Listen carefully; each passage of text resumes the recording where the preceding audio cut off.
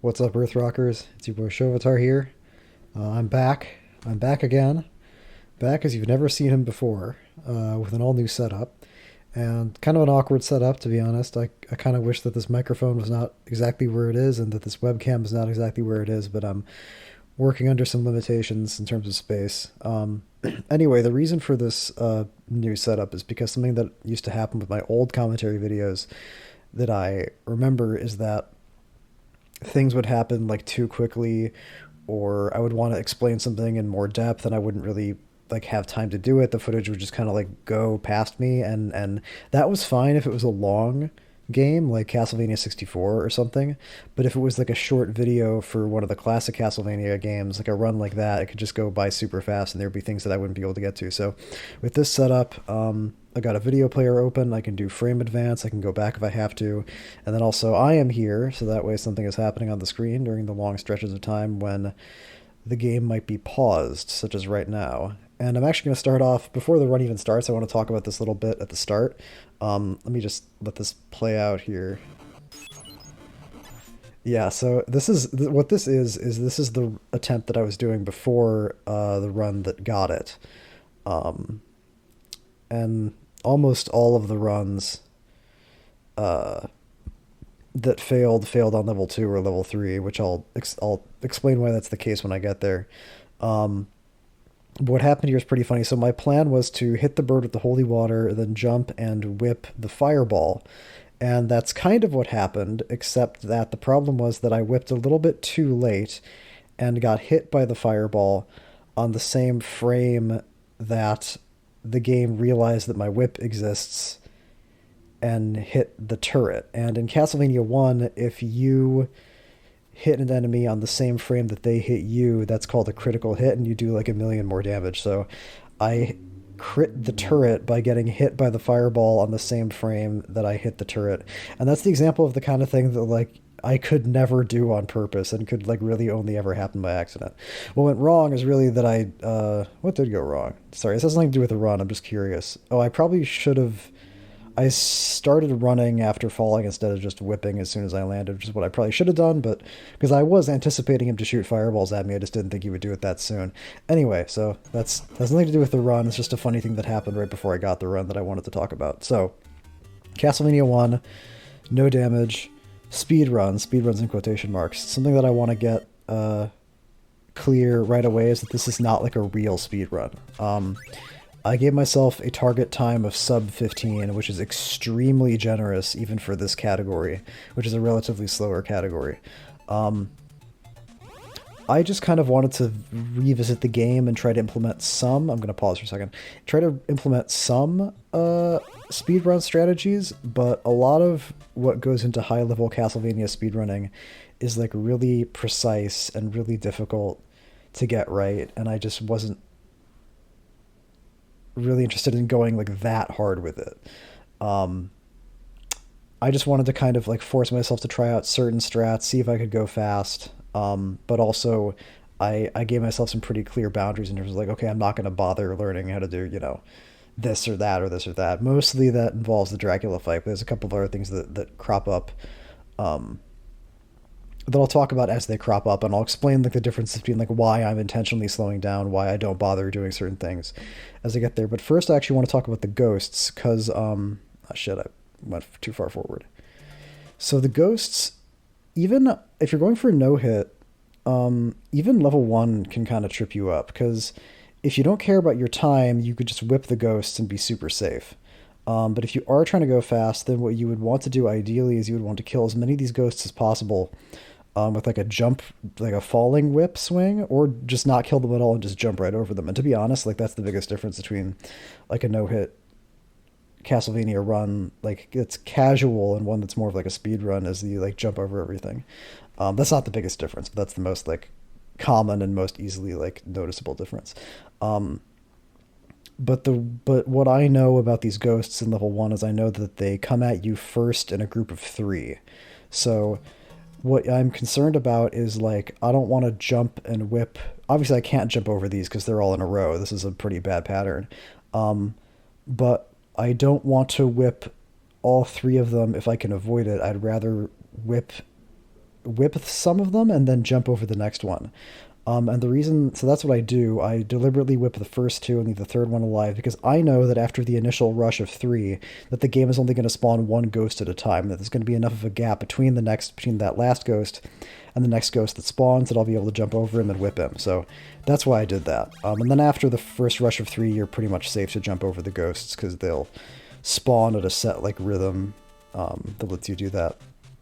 These dogs, I was very surprised that this was possible when I first started watching Castlevania speedruns, but apparently it is. The timing is pretty tight, though. Yeah, there, I kill the first two, jump over the third, because I know there's not going to be a fourth one right behind it. Same as the first part. Like I said, level 1 in a no-hit run can screw you up, but mostly just if you're, like, impatient or if you don't understand the ghosts.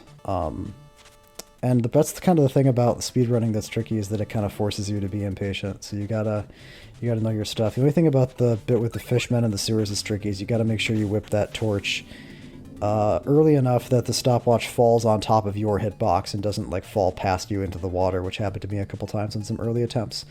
I want to talk about my heart counter real quick. So because Castlevania speedruns are real-timed, you want to end every stage with 0 hearts, because your hearts tick down at the end of every stage, and the smaller the number of hearts is, the faster the countdown. I'm going to pause for a second. And so the stopwatch can only go down in intervals of 5, so having a non-multiple of 5 for hearts means that I can't end the stage with 0 hearts. If I really wanted to, I could have tried whipping more torches to get some hearts to get it up to 15, but I was just like, whatever. If I came into this last stage with like 14 hearts, then maybe I would whip a heart and try to like go for 15. But if I'm not at 14, then I just don't bother. Because the thing is that like, and this is going to be relevant in a little bit too. The thing about torches in Castlevania 1 is that there are lots of torches that can either drop 1 heart or money bags, which I really, really don't like. I don't like that at all. I'd much prefer that it be consistent. But that's not how it is. So the bat fight. If you're going for no hit, it's extremely simple. This is one of the things about like the no hit category, which is why it's actually like slower and easier than the damage category, because that critical hit that I talked about at the beginning with the turret, speedrunners in any percent or in like any other category that lets them do it will try to utilize that critical hit mechanic intentionally to kill certain bosses super fast. And this is one of them. But for me, because this is the category with the stipulation, if you can't get hit, it's just a matter of, hoping he lunges quickly, which this guy did not, and then stop watching and killing him. And the world record no-hit run actually kills him in 1 stopwatch, and I'm not really sure... Actually, let me go back a little for a second. I guess I should explain my positioning. I stop here on the stairs on purpose because that just makes him always lunge in the same spot. The no-hit world record run somehow kills him in 1 stopwatch usage, and I'm not really sure how that's possible. I think it involves... going up the stairs ahead of time, like anticipating his lunge, and then stopwatching. Like if this was the world record run, I think he goes up the stairs before the bat even lunges, and then stopwatches like right here on the ledge, so that way the bat is perfectly in position and he just like hits it over and over again and kills it. I think that's what happens. It's been a little while since I watched the video. I just, I don't like any strategy that operates off of anticipating good RNG, because the bat's lunge there is RNG. He can either do a fast one or a slow one, and you don't know which one it's going to be. At least I don't think so, unless there's some RNG manipulation I don't know about. So level 1 was pretty slow. The world record ends on a 234 and on a 231. Level 2 is where the slow play is really going to ramp up. Even so, starting off right here, what speedrunners do is, like real speedrunners, will jump over that bat and also land on this ledge that I just landed on right here. And I honestly don't know how they do that. Like, I tried practicing it, and the timing is just super precise. You have to jump over the bat before it hits you and somehow be far enough over on that platform that you can land on that ledge. It's insanely hard to do. So I didn't go for it. I just took the time loss. And then I take another time loss here. When I had a bad habit in my attempts of landing on, let me go back here, of landing on this platform here, and then what I want to do is I want to jump right across again and get to the door, but I had a bad habit of accidentally holding left for too long and just walking right off. So in order to give myself some more wiggle room, I walk a little bit to the right for like a few like frames, and then I jump left again. And that's not, there's no strategic purpose for that. It's just to make a no benefit to that. Rather, like time wise, I just do it to make the jump a little bit more consistent. So it costs me a fraction of a second, but I don't care. Because the window that I gave myself is so generous. Another thing that I want to point out, actually, and this goes back to what I was saying before about the torches, is that what the world record run does here is the world record run will also use this like long stretch in the Medusa hallway to get more hearts than I'm getting. I'm going to come out with 5. The world record run gets out with like 7 or 8. So that way, and that's like enough for most of the rest of the level, if not the entire rest of the level. I don't really remember. And that's actually leads me into another important thing, which is the reason that they do it here is because in Castlevania 1, you have to be careful about, if you're speedrunning, you have to be careful about where you whip torches for hearts, because you want to whip while jumping upward, not while jumping downward. Because if you mistime a swing while jumping downward while you're like falling, that could cost you some time. And also in Castlevania 1, there's a slight delay between a torch being destroyed and the item it drops spawning. So the ideal setup for like hitting a torch to get a heart would be a torch that's above you and in front of you, and like far enough in front of you that you can whip it, jump and whip it, and then jump and collect the item, which some of the torches earlier in this hallway do are like that, which is why they pick this one to do it. I didn't do it because I don't know what those torches are going to drop. And because the way that I play the rest of the level is different and doesn't require it. I play it much more slowly in such a way that means that I can get a different heart drop later that I'll point out. Okay, so I whip at nothing because this stage, this room, is all about getting a very particular timing for the moving platforms that are going to come up later. And do you see that? Like that moving platform shit. That's not what I meant to do. Like that moving platform there. Still adjusting to the new setup. Yeah, that one there. And you want to set everything up so that you basically don't have to slow down throughout the whole level. And by whipping at the start like that, it just like, it's what speedrunners call a whip buffer, where basically like the number of frames that it takes for you to do that whip, make sure that the stage is going to be on the cycle that you want, and the platforms are going to be where you want them to be when you get there. And then another thing about this that is pretty annoying actually is that this particular jump is very like specific, the positioning and the timing of it, which is another reason why you would whip buffer, to make sure the Medusa head is here at this point in time. Because if you jump too late, your head will get like stuck on the edge of this last block on the right, and you'll like hang in midair for a second.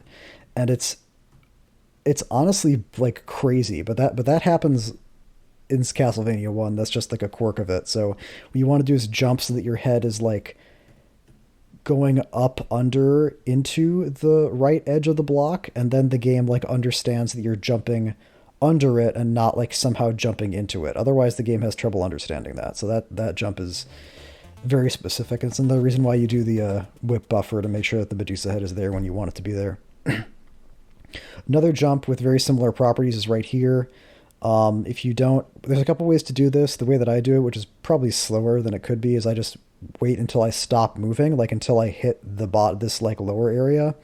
Then I jump, because if you jump too early, you'll again bonk your head on the ceiling and like hang there for a minute. Not a minute, a couple seconds. It feels like a fucking minute though. So that's what's bizarre about level 2, is that really it's just more about like very specific platforming, which is something that I'm not very good at and that I find kind of irritating. But I got pretty consistent with that run, or with that room. I was happy with that. And the fact that that all operates on a very specific cycle meant that I couldn't delay my jumps on the moving platforms the way that I did in the earlier stage, because like I just need to go. I can't like wait for a second. So I did have a couple of failures there, but ultimately much fewer than I was sort of worried that I would. So this stage right here is where I play super, super slow. It starts off normal. I stopwatch on the same swing that I got the holy water. Now it's going to start to get slow. So with the world record, this part is actually a nightmare. Because First of all, turrets are a huge problem because their firing patterns are random. They can fire on like random timings. They can sometimes fire faster or slower than you expect them to, and you either have to jump over them or drop holy water on them and walk through them, because the holy water in Castlevania 1 will make enemies not deal contact damage to you. And so you can kind of see the problem here immediately, I imagine, which is that first turret cannot be jumped, cannot be walked through, and jumping over that first turret puts you in the line of fire of the second turret. And so the question is, how do you handle this without just like taking the time to kill the first turret? And the answer is that you just kind of have to hope for good RNG, because um, let me and the way the world record run does it is different from how I do it. He baits the bat early. Let me play this out for a second. So I jump and I bait the bat on the same jump that I used to hit the torch with the 5 hearts in it, which is why I didn't go for hearts earlier, because I knew I was going to get the 5 hearts here. Then I turn around and I kill the ghost and get the double shot for the holy water. The world record run does none of this. The world record run just like doesn't kill the ghost, just jumps on the platform and starts jumping at the turrets. So I pick up the holy water, throw 2 holy waters at this first turret to basically keep it stunned for long enough that once I see the second fireball in the upper turret go past me, then I jump up through it. And I can walk right into this turret without taking damage because it's being holy watered. And um, this is where I'm not relying on RNG, because if I was hoping for good RNG, I would just run up to this turret and jump over it and just go right past it. But because sometimes it can fire a second volley really quickly, I stand here and I take the time to kill it, which is super slow, but it means I don't have to hope for good RNG. And you can see that it actually did shoot there, so if I had tried to jump over it, it would have gotten me. It's possible there's like an RNG manipulation that guarantees that the turrets always do what you want them to do there, but if there is, I don't know what it is. And I probably wouldn't have been able to do it because it would probably involve not slowing down at all, which is not what I did. So speaking of not optimal gameplay, I don't really do this very well. What you're supposed to... Actually, that wasn't that bad. So what you're supposed to do is you're supposed to throw holy water, then whip 3 times, and throw holy water, then whip 3 times, which I think is what I did towards the end. But I threw like a ton at the start just to kind of keep it stun locked and keep it in place because I was paranoid. And here I thought I dumped all my hearts, but I actually didn't. I still had 1 heart left over, so I lose a fraction of a second from the heart counter ticking down, which is pretty unfortunate. So I lose about 10 seconds there on the world record, which is what I was anticipating. But I'm going to lose way more time here. Level 3 is like slow play hell, because this level is just such a nightmare to do optimally. And even right here, like I really didn't need to do that, because like you can, even if you're not like playing at like a maximum power, you can still like kill this guy and then get up onto the ledge pretty quickly and then get up. But the reason I took the time to kill the hunchback is because let me get to it. So my plan is to jump on and hit the ledge when I kill the skeleton. But unfortunately, I mess up the jump, and I think if the hunchback had still been alive, it would have hit me, because it would have been like spazzing out down here on this lower platform, and I would have fallen on top of it. So actually, I made the right call by killing the hunchback, but the rightest call, the best call, would be to A, not kill the hunchback, and then B, not screw up that jump. So slow, but sort of slow for a particular purpose. Now this next room is going to be slow as hell, because the birds... Okay. The birds in Castlevania 1 can seriously suck 2,000 dicks. Like, I fucking hate these things so much. They just do whatever the fuck they want. If you don't kill them, like the frame they activate, they'll just fly anywhere and just do... Okay, not literally anywhere, but they can just do like whatever the hell they want, and they can completely fuck you up and get into positions where you just like can't hit them, and it's completely infuriating. That first one... I can always get, because it always flies downward into the holy water. Kill the skeleton. I take the time to turn and kill the ghost. And then, is this where shit gets fucked? When does everything... Okay, no, that one dies when it's supposed to. I do this jump, and then this one I mess up the swing on the bird. It goes over. Actually, let me go back and play this all like uninterrupted real quick. Yeah, so I hit that one, miss that one, and now and this is and like as soon as I don't hit that first swing, like now things are really bad because now this was like dumb. This was kind of like a panic thing where the reason I went down the stairs is because I saw that the bird was going down after I missed my first swing, and so I was trying to like duck to hit him again, but of course like number one, he's already way past my whip at that point. So even if I had ducked and whipped, I wouldn't have hit him. B, I'm standing right next to a staircase. So now I'm going down the stairs and like both of these birds are completely out of control. So like I'm just expecting to get hit at this point and die at any second. Fortunately, the lower bird doesn't lunge at me, and the upper one jumps into my whip range. And then this lower bird like flies off to the right, and I thought he was going to despawn, because that's usually like what it looks like when they despawn, is they like just like fly really fast in one direction. Instead, he hangs out right here, like right in front of where I want to be. Like I couldn't believe this. He was like just trolling me so hard. And then he almost hits me again, and then it looks again like he's going to leave the screen, because he starts going super fast over to the right again, and then he doesn't. So like, let me just play this whole thing uninterrupted. So he ducks under me. I walk down the stairs for no reason. He like scares the shit out of me once, scares the shit out of me again, and then like he's still not off the screen. Like he was about to hit me at the end there. Let me go back. At the very end, when I reached the doorway, he was about to like fly up into me. And this is just like, and it's such a shame because this part of the run, like this room, if the birds just cooperate well, I shouldn't blame the birds. I really should have hit this bird when I first approached him. It's really my fault for messing up that swing. But like if this room goes well, I can get out of here at like 670. Even like my slow version of doing the room, even like waiting to kill the skeleton and turning to kill the ghost, I can still get out of here really fast. But this guy just like freaked me the fuck out so much that I don't know. I didn't play it well, and it cost me a lot of time. So, oh well, ultimately my fault. But those birds, man, those birds, like, they're not like the birds in Dracula's Curse. They're not like the birds in any of the other games. They just do whatever the hell they want.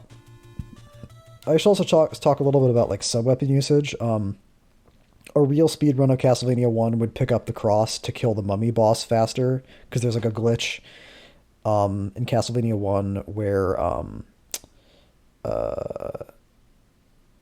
if a sub-weapon is hitting two enemies at once, it'll do damage every single frame, which means it does 1,000,000 damage.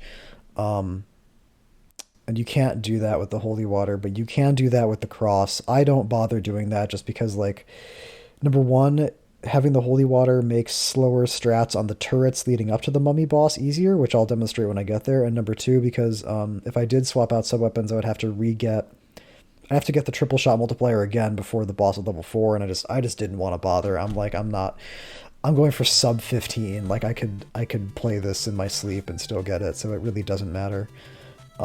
This is actually, I'm going to go back, because this is one of those things that's really tricky. Like in a casual playthrough of the game, I remember when I first got to this part, when I first played Castlevania 1, all those 3 years ago, this part totally wigged me out, because you have like a bone-throwing skeleton up there while there are Medusa heads coming at you. But really, if you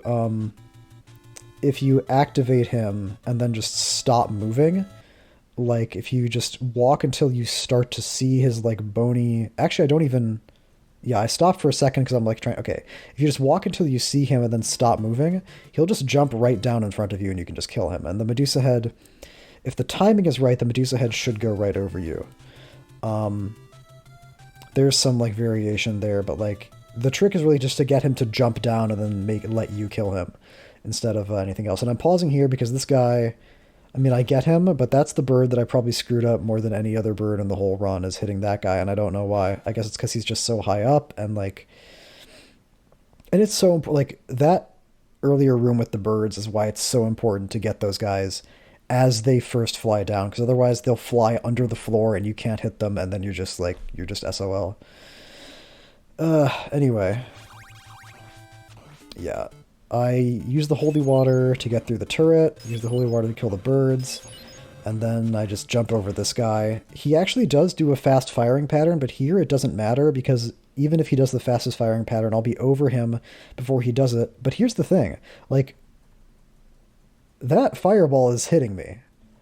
I don't really know what's happening here. It's obviously it has something to do with Simon's hitbox, but like that fireball's hitting me. I'm getting hit by this fireball right now, and I'm just not taking damage. So I'm not really sure what that's all about. But thank you, Castlevania 1, for being nice to me and deciding that actually that fireball didn't hit me. Because if I did have to worry about that, then it would add another component of RNG to the run, and I wanted to minimize those. This stage is just a gauntlet of like, do you have the timing down to hit the birds? Which I do. This was actually kind of tricky to do because I hadn't done this before in Castlevania 1. The whole like use the holy water then run through the turret strat. And the trick is to just kind of like pretend the turret isn't there when I'm lining up my whip swing for the bird. That's kind of hard to it's hard to describe what exactly I mean by that. I'm used to jumping when I'm a certain distance from the bird, but if there's a turret there, it like screws up my like visual perception of it. So I just like unfocus my eyes and I pretend the turret isn't there and it's just me and the bird, and that helps me get it. I don't know if that makes any sense to anybody else. This guy I kill, and I'll explain why in a moment. It's because, okay, so if that turret that I killed does a fast fire shot, then I can't just like wait it out. I can't just like jump over it and then be like everything's hunky-dory, because that skeleton can jump at me and then that skeleton can jump at me, and so I can be put in a situation where like the fast fireball is forcing me to jump, but then I'm jumping like into a skeleton. So that's why I take the time to kill this guy even though it's super slow. Really did not need to kill that guy because I have the medicine jar, but I did it anyway. And this is the last time in the run that I rely on RNG for anything, which is when I jump over this turret. He can do an even faster firing pattern than this one. That means that I get hit if I try to approach him after that third whip swing on the Medusa head. That's really the thing that introduces the variability. It's not these two. It's me waiting for the third swing on the Medusa head that gives him time to charge up another shot. And he actually almost gets one off, but I barely scamper over him in time. And now it's time for the slowest mummy kill in the history of the universe, as I very patiently dump holy water onto these guys one at a time. And it might, like, what you might want to do here is you might want to drop down and hit them with the whip while they're stunned by the holy water, but every single time I did that, they would just, like, break out of the holy water stun and, like, walk into me, or, like, a freak projectile would get shot out and hit me, so I was just like, whatever. I'm already playing this level, like, slow as hell, so I might as well just stand in the position of absolute safety and take forever to kill the mummies. So that results in a 393, which is 28 seconds slower than the world record. Very slow, very bad, but safe. Which is what I was going for.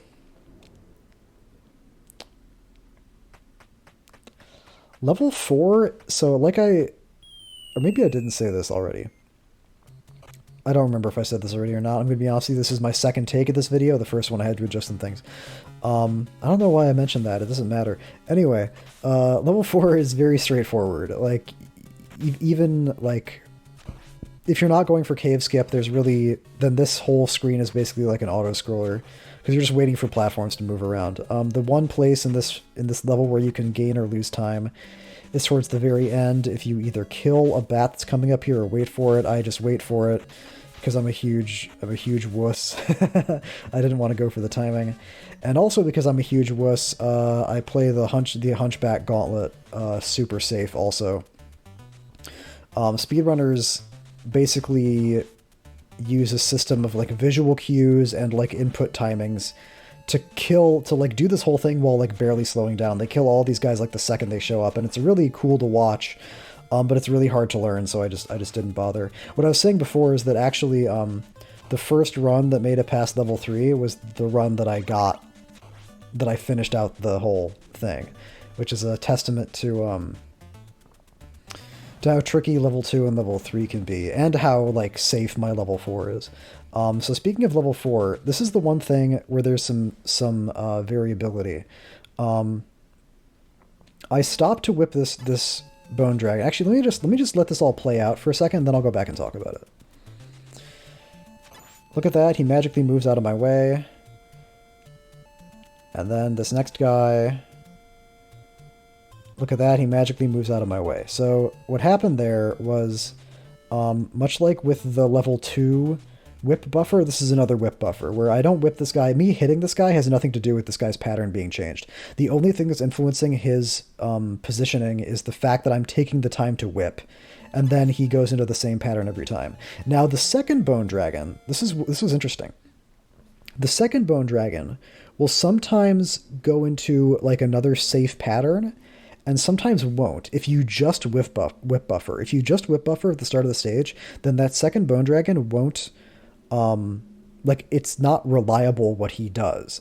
But if I stop for like just like a couple of frames there, if I just stop moving right for just a little bit, then keep going, then he will always do this same pattern.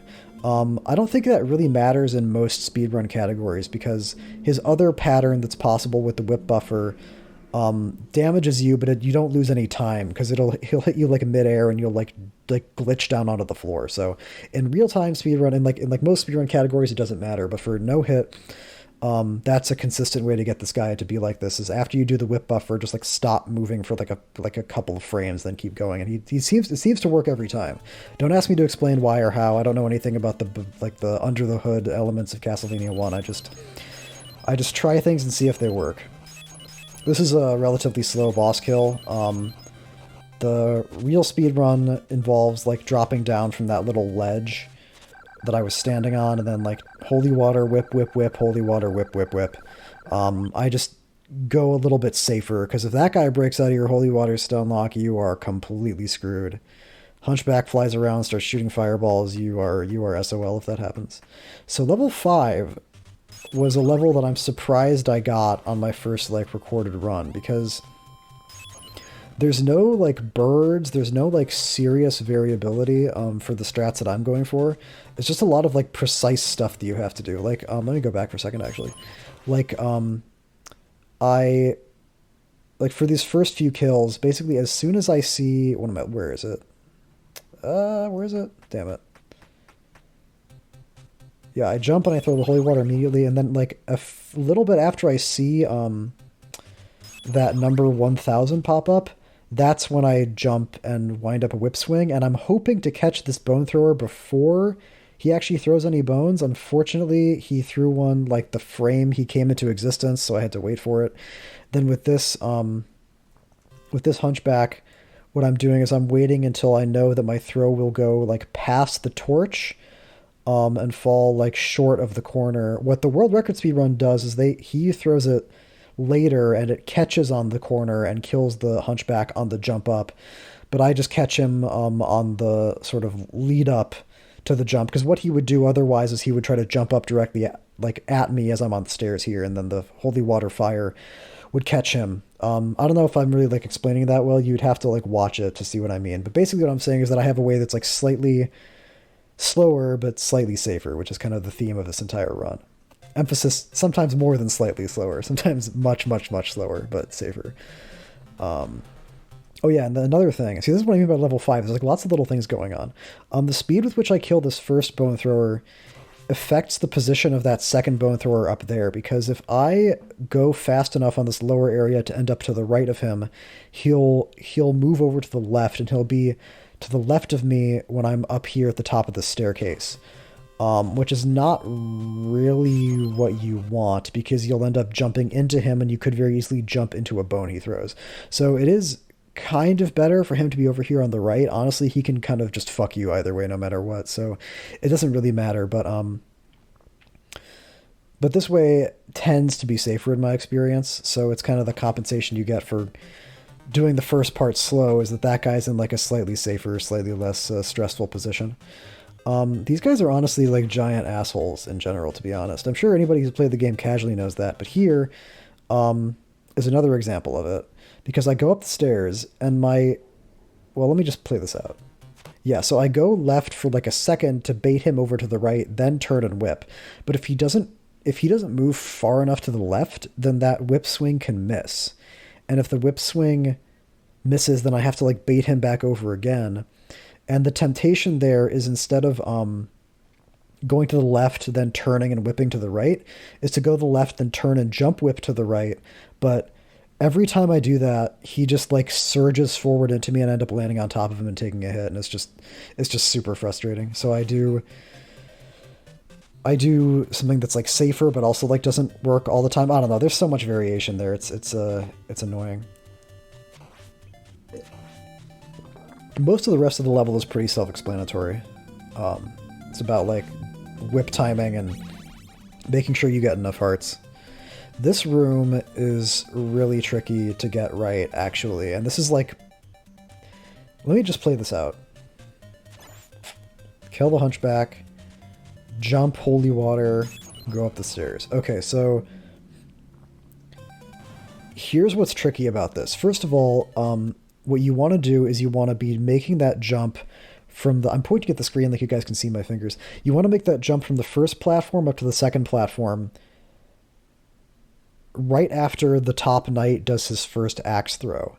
And that means that you have to get up there fast. And that means you have to get up there without that Hunchback hitting you. I mean, you can't let him hit you anyway because it's a no-hit run. So what I did here was I waited for the visual cue as soon as my foot intersects the bottom of the staircase, that's when I whip. That clears him out. Now I gotta jump up here or climb up here. And then this is like a specific input thing where I'm used to buffering sub-weapon throws where like I'll hold up for a long time before I plan on actually using the sub-weapon, because that's easy to do on emulator because you're using arrow keys. But here, if I were to walk into the staircase while buffering up, then I'd climb up the stairs, which would screw me over. So instead, I have to make sure to jump first, then hold up. And actually, this is interesting. I jump and then only like 4 frames later I press up.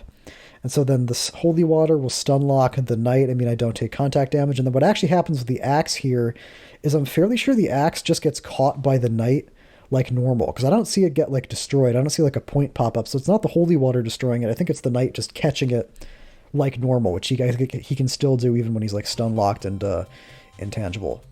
So that just all kind of works out, because otherwise you'd have to worry about that axe hitting you on the stairs. Excuse me.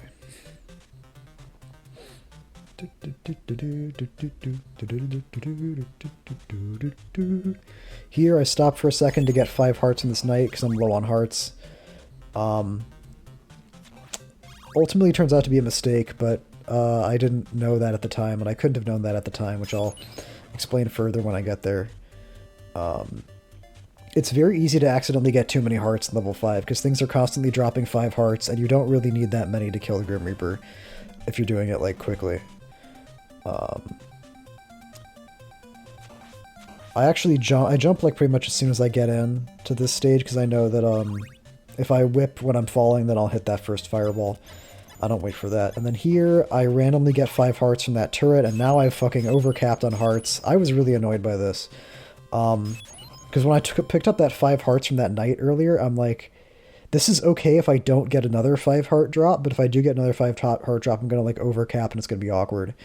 Ultimately, it doesn't end up mattering that much, but it might have a little bit. I don't know, that's hard to describe. So this part is like, this hallway is so like infamous for like casual Castlevania runs, and it's kind of like a microcosm of Castlevania 1 as a whole, where like if you don't understand the rules that govern it, it seems impossible, but then once you do, it's like completely face roll easy. I shouldn't say like completely face roll easy, because stuff can still screw you up, but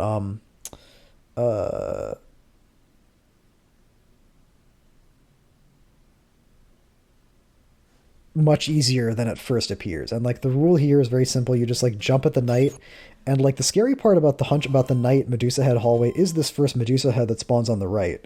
But if you just immediately run to the left and then throw holy water in that first knight, then the Medusa head will get caught by the holy water and die. And so like there's like the biggest problem of this whole stage just completely eliminated just by playing as quickly as you can, which is something the Castlevania games are pretty good at in general, by the way, which is rewarding aggression and quick playing. Anyway, so the reason why you don't need that many holy waters to kill the Grim Reaper is because you really want to be in a pattern of like holy water, jump whip, jump whip. You might be able to fit 2 whips in there. I don't really remember how the world record guy does it, but this is a slower version because I used too many holy waters at the start already. But the Grim Reaper takes a ton of damage from the whip, so you want to do that as much as possible. And I end on 381. The world record ends on 387, so that's 6 seconds lost to like general slower play and mistakes. Stopping to get the 5 hearts in the night, which I ultimately didn't need. Very annoying. And I'm actually going to go ahead and take a break here. Okay, we are back. And we are back going into level 6, which is pretty easy until it's not. So now we're in the Bat Bridge, which is probably my least favorite part of Castlevania 1. I love Castlevania 1, you know, this is a great game, but I think that it really kind of drops the ball. Actually, let me go back, because I want to explain this a little bit. I think level 6 is where Castlevania 1 kind of drops the ball. Because the Bat Bridge... The way that the Bat Bridge is done is like this. It's like the things that I'm doing in this footage are not based off of any behavioral principles of the bats themselves. It's not like the bats will react in a certain way, like to the position of the player. Speedrunners refer to this as RNG manipulation, which is different from behavior manipulation in that the implication is that these actions are purely arbitrary. They have nothing to do with the bats like deterministic behavior. It's entirely due to like the random patterns that the bats have when the stage starts, and if you do the stage without slowing down, which leads to actually something that took me a long time to understand about this little sequence of events. Because even when I would do this the way that speedrunners did it, I would sometimes still get variation on some of the later bats. But it turns out I was doing something differently than what speedrunners were doing. What I was not doing was I was not throwing the holy water here to break this torch. And that's super important because if you throw the holy water to break the torch, then you don't slow down at all. If you whip the torch to get the stopwatch, then there's a chance you might slow down for a couple frames, which screws up the enemy's AI. And here I waited for a little bit to jump because there is one bit of variation, which is sometimes that third bat will shoot a fireball at you. And if you jump too early, then he'll shoot it like high up and it can actually still hit you. But if you jump late, he'll aim further down and it won't hit you. So I really don't like this. I don't like the fact that it's just like a series of arbitrary inputs to get the bats to like do what you want. Oh, shoot.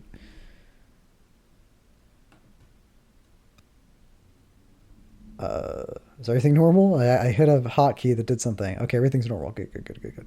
I really don't like the fact that it's just a series of like arbitrary inputs. Let me just let this all play out to get the bats to do what you want. I would really love to know what the devs intended you to do here to fight these guys, because like if their behavior is really like completely random, then like you're probably just supposed to run past them. But like if you don't figure out the specific sequence, how are you supposed to consistently run past them?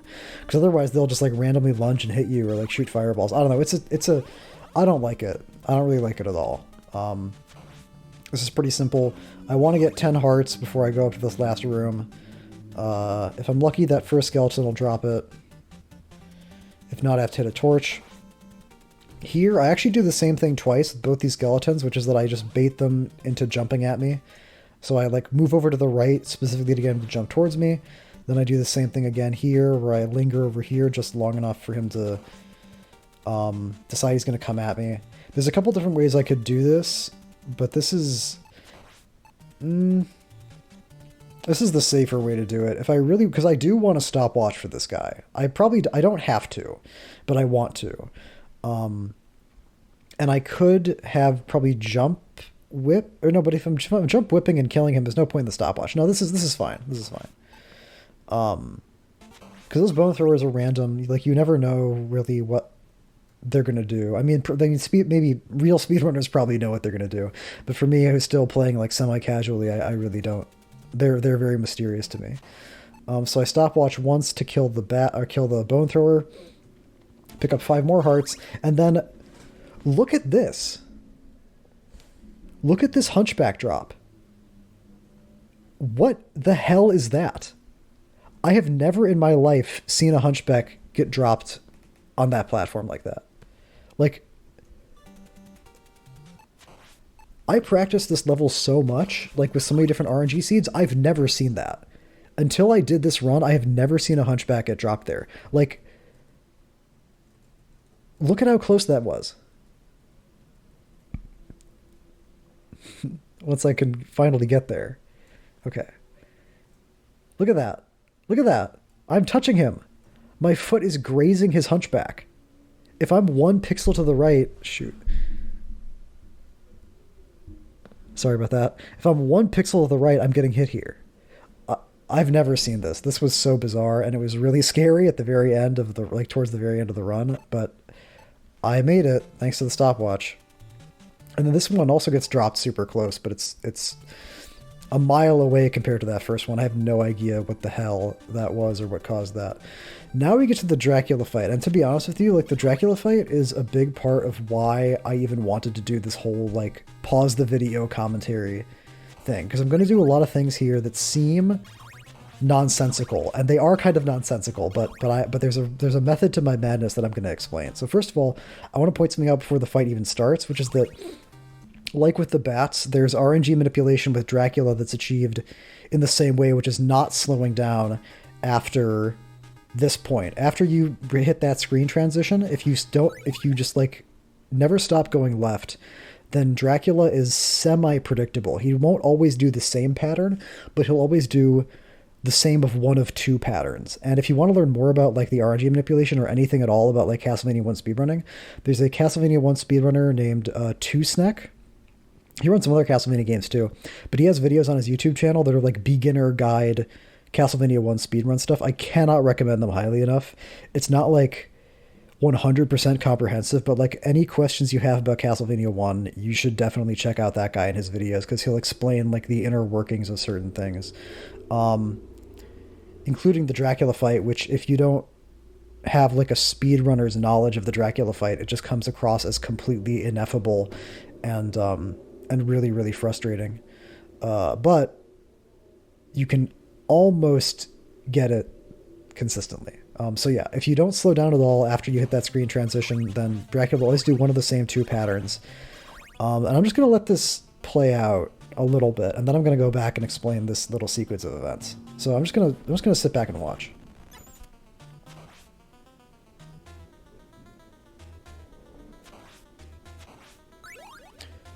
Okay, you might be wondering, if you know anything about Castlevania 1, you might be wondering what the hell just happened there. Because that torch should not drop a double shot.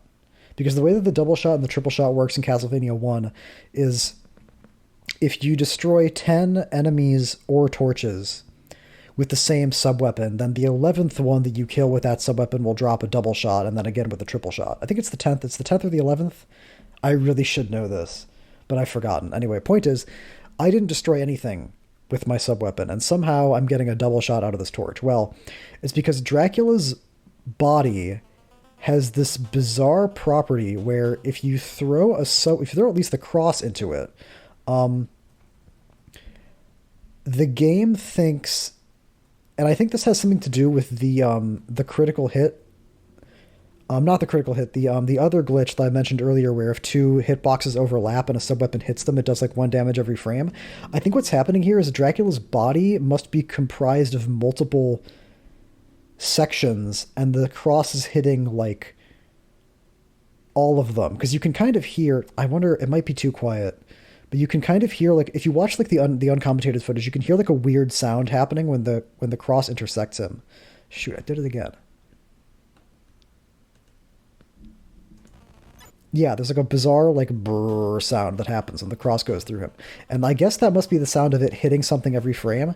And for some reason, it ticks up the counter, keeping track of how many things the subweapon is destroyed for the double shot drop. But because nothing's actually getting destroyed, the double shot doesn't actually drop. But the game now thinks that you have enough for the next torch to drop a double shot. So I just do that first to set it up, and then I know that whichever of the two patterns Dracula has, because okay, this is the thing about the RNG manipulation on Dracula. Like I said, it's one of two patterns, but the way you determine which of the two patterns it is depends on the speed with which he shoots his fireballs on his first appearance. But I like there's a slow pattern and a fast pattern, but I cannot tell the difference. Like I can't tell the difference between what's slow, what's fast. I the difference seems very minute to me. So I it's not like perfectly consistent. It's like a partial knowledge on my part, but it is good enough for me to know that no matter which of the two patterns I get, if I just walk right over to the left here, then I won't get telefragged by him, which is what I call it when he like teleports on top of you. If it's the both of the patterns will put him somewhere around those two torches. Both of the patterns will put him like either next to one torch or the other torch. So that means that on the on his like second cycle, I can kill one of the torches, and then get the holy water and the double shot, or get and you know get the two things that I want for phase two, and then the rest of this fight I play pretty much normally. There is a little quirk I want to point out though, which is that my hope is to hit him twice per cycle. I go slow on the first two just to make absolutely sure that I have everything like set up the way that I want it. To make sure that like I can move over to the left as soon as possible on the first one, and then to make sure I can like pick everything up on the second one. I don't go for two on these two teleports, but for every cycle after this, if he's within whipping distance of me, when he starts to teleport in, I'll go for two hits on him. But sometimes that's not possible because for some reason, like what's supposed to happen here is I should have time if I jump and whip right here to whip him once, then jump over the set of fireballs and whip him a second time. But instead, he shoots them like super fast, and I'd have to dodge the fireballs by falling and ducking. And there's a timing you can get where if you, I mean, it's so precise, I really don't know how to describe it other than to say that there is a timing. But there's a timing you can do for Dracula where, because there's no indication if he's going to do a fast or a slow fireball shot. You just like, it just happens when it happens. But there's a time you can get where if it's a fast shot, you'll be able to do this where you jump and then duck under it and he'll like shoot over you. But if it's a slow shot, you'll still be able to get in the second hit. And so I just sort of, that's like a pure like muscle memory, like practice thing, which is kind of what the first phase of Dracula is like all the way around, is like getting the whip timing down. Unless you're a real speedrunner, in which case you do like the craziest shit ever invented by mankind to kill this guy super fast, which I was not prepared to attempt. Yeah, that's like a normal 2-hit close Dracula cycle. There's another one. And the only real point of variation in the Dracula fight is how many hearts I have going into phase 2, and that's because some of the torches leading up to Dracula are those annoying random torches that sometimes drop money back and sometimes drop hearts. 12 is plenty, even for the slow version of phase 2 that I do. Which doesn't look slow, but it is. So this is like a very particular thing, but what a real speedrun will do is they'll jump, whip, and then like throw the holy water as they're falling, so then they can, the next time they jump, they can whip again, because the whip is really what does damage here. I just jump, holy water, jump, holy water, jump, whip, which is slower, but it means I both hit him with the whip and with the holy water passing through the top half of his body. And I don't have to do anything more complicated. It's just a simpler sequence of inputs. Shoot.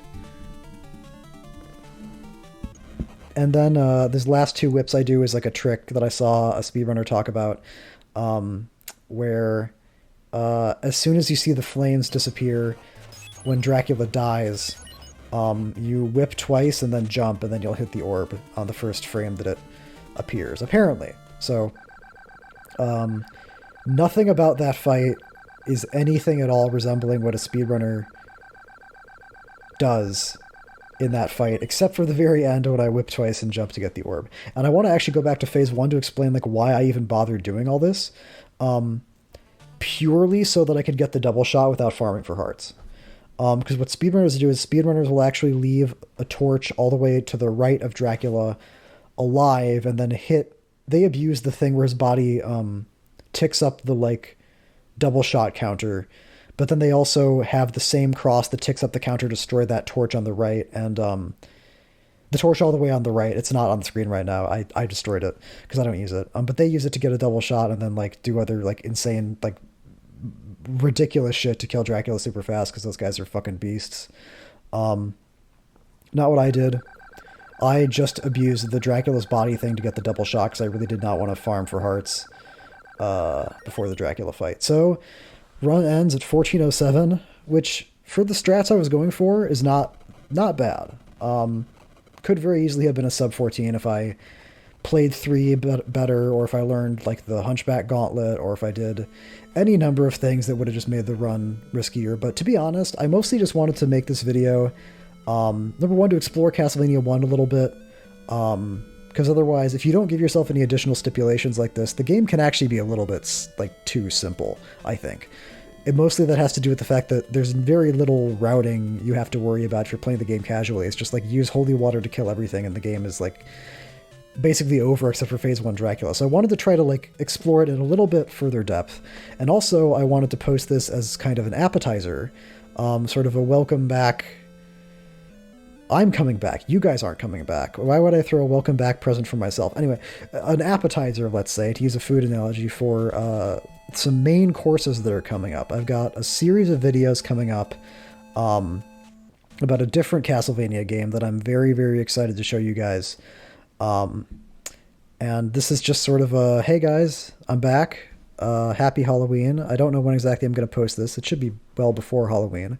And there's going to be more videos on the way. So, very nice to see you all again. I hope you guys enjoyed this. I hope you found this kind of insightful. I hope I wasn't too like choppy with my like going back and forth talking about it. And as always, keep on earth rocking.